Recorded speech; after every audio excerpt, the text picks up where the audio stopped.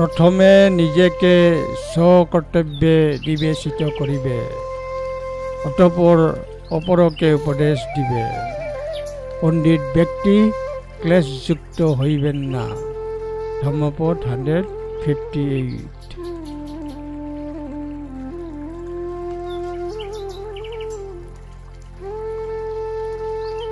আপনি যদি অন্যদের উপদেশ দিতে আগ্রহী হন তাহলে প্রথমতে নিজেকে সঠিক গুণাবলীতে প্রতিষ্ঠিত করুন, তবেই আপনি অন্যদের নির্দেশ দেওয়ার উপযুক্ত হয়ে উঠবেন।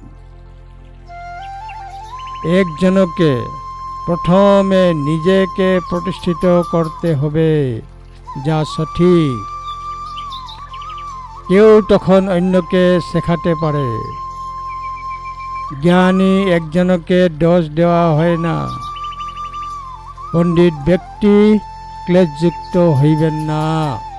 धम्मपद 158।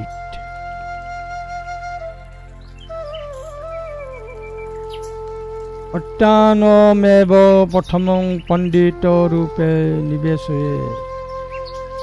अट्टानमेव प्रथमं पतिरूपे निवेशयेत्। अथन्य मनुष्यास्य न क्लेशेय पंडितो। धम्मपद 158। अट्टानमेव प्रथमं पतिरूपे निवेशयेत्। अथन्य मनुष्यास्य न क्लेशेय पंडितो। धम्मपद 158।